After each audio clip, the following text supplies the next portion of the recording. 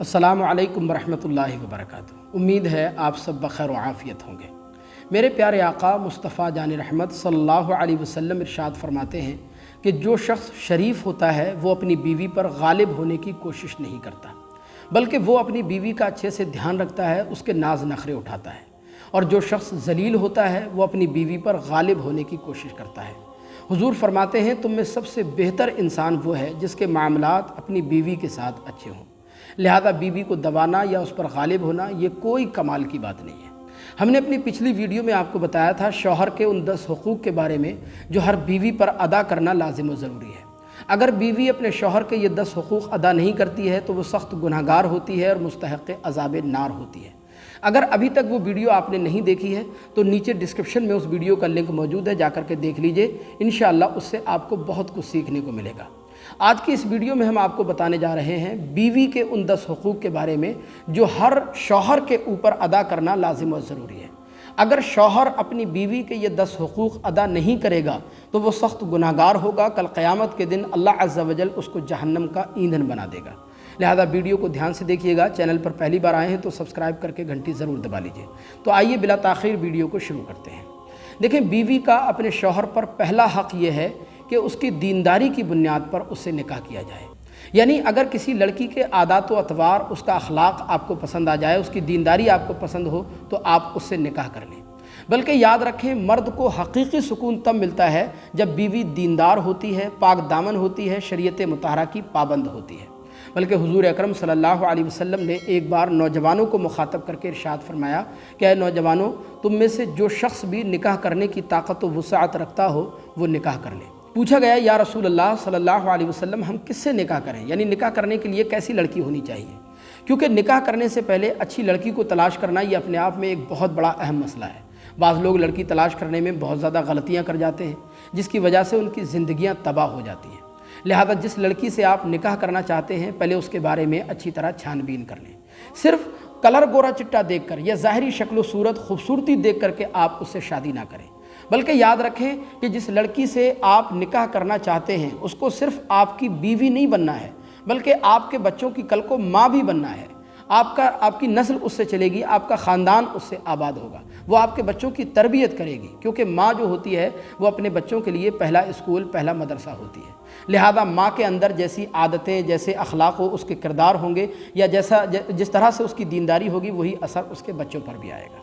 सरकार मदीना सल्लल्लाहु अलैहि वसल्लम ने इरशाद फरमाया कि किसी भी औरत से 4 वजूहात की बिना पर निकाह किया जाता है।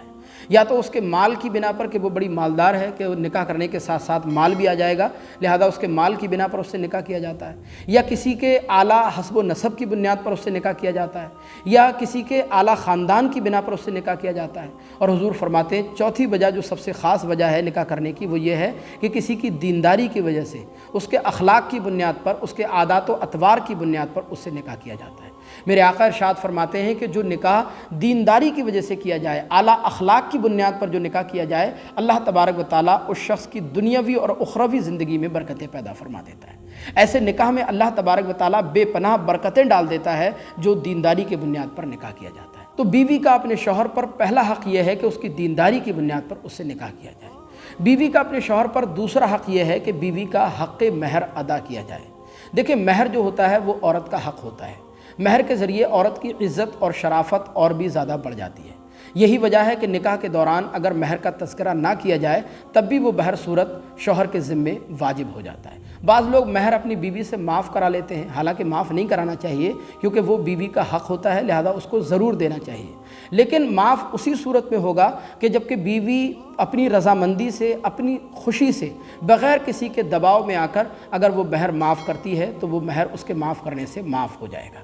अगर कोई शख्स अपनी बीवी का महर अदा नहीं करता है तो वो सख्त गुनहगार होता है। बल्कि हदीस पाक में आता है, हुजूर अकरम सल्लल्लाहु अलैहि वसल्लम इरशाद फरमाते हैं कि जो शख्स शादी करे, निकाह करे और उसकी नीयत महर देने की ना हो तो कल क़यामत के दिन वो अल्लाह की अदालत में इस हाल में लाया जाएगा कि उसका शुमार ज़ानियों में होगा, यानी ज़िना खोरों में, ज़िना करने वालों में उसका शुमार होगा। अल्लाह अकबर। लिहाजा महर जो है वो औरत का हक़ है, वो ज़रूर औरत को देना चाहिए। बीवी का तीसरा हक़ अपने शौहर पर यह है कि उसके साथ हुस्न सुलूक से पेश आया जाए। مثلا اس کے ساتھ اچھا برتاؤ کرنا، نرمی سے پیش آنا، یا بچوں کے سامنے اس کو ذلیل نہ کرنا، یا گھر والوں کے سامنے اس کی اہمیت و عزت کو بڑھانا، یہ بھی بیوی کا اپنے شوہر پر حق ہے۔ سرکار مدینہ صلی اللہ علیہ وسلم نے ارشاد فرمایا کہ تم میں سب سے بہترین شخص وہ ہے کہ جس کے اخلاق اچھے ہوں، اور فرمایا سب سے بہتر انسان وہ ہے جس کے معاملات اپنی بیوی کے ساتھ بہتر ہوں۔ بیوی کا چوتھا حق اپنے شوہر پر یہ ہے کہ شوہر کو اپنی بیوی کے اندر عیب جوئی نہیں کرنی چاہیے، اس کے اندر عیب نہیں تلاشنا چاہیے۔ مطلب یہ ہے کہ بیوی کے اندر اگر کوئی چھوٹی موٹی برائی، چھوٹا موٹا عیب اگر اس کے اندر کوئی موجود ہو تو اس کی اصلاح کرنے کی کوشش کرنی چاہیے۔ بلکہ یاد رکھیں، دنیا میں ہر انسان کے اندر بے شمار خوبیاں ہوتی ہیں تو کچھ برائیاں بھی ہوتی ہیں۔ آدمی کو ہمیشہ سامنے والے کی خوبیوں پر نظر رکھنی چاہیے، صرف اس کی برائیوں کو تلاش کر کے اس کو ذلیل کرنا یہ کوئی سمجھداری کی بات نہیں ہوتی ہے۔ اسی طرح بیوی بھی انسان ہے، بیوی کے اندر بھی بے شمار خوبیاں ہوتی ہیں تو کچھ برائیاں بھی ہوتی ہیں۔ سمجھدار شوہر وہ ہے جو اپنی بیوی کی خوبیوں کو بنیاد بنا کر اس کے ساتھ زندگی گزارے۔ حضور اکرم صلی اللہ علیہ وسلم ارشاد فرماتے ہیں کہ اگر تمہاری بیوی کے اندر کوئی برائی ہے تو کوئی خوبی بھی ہوگی، لہذا اس کی خوبی کو دیکھ لیا کرو اور اس کے ساتھ اچھے سے زندگی گزارا کرو۔ لہذا یہ بیوی کا اپنے شوہر پر چوتھا حق ہے۔ بیوی کا پانچواں حق اپنے شوہر پر یہ ہے کہ شوہر جو کچھ خود کھائے وہ اپنی بیوی کو بھی کھلائے۔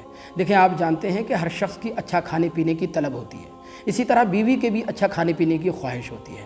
لہذا یہ تو کوئی سمجھداری کی بات نہیں ہوئی، بلکہ یہ اخلاق سے گری ہوئی بات ہے کہ آپ خود تو باہر جا کر ہوٹلوں میں بیٹھ کر اپنے یار دوستوں کے ساتھ بیٹھ کر اچھا کھا پی لیں اور بیوی کی کوئی خبر گیری نہ کریں۔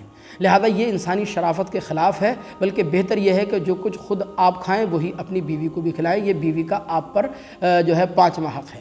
بیوی کا چھٹا حق اپنے شوہر پر یہ ہے کہ شوہر جو کچھ خود پہنے وہ اپنی بیوی کو بھی پہنائے۔